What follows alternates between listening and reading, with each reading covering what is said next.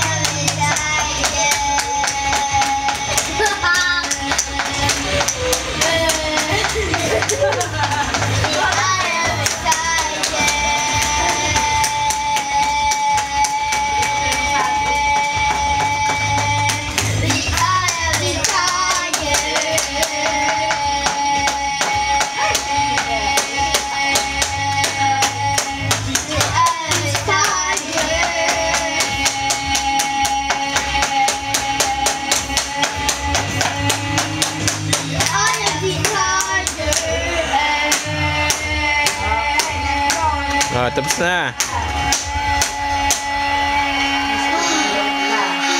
Tara na, tara na. DJ, let's go, let's go. Bye-bye, bye-bye. Bye-bye ka na. DJ. No, sige, girl. You bilas na. We're going.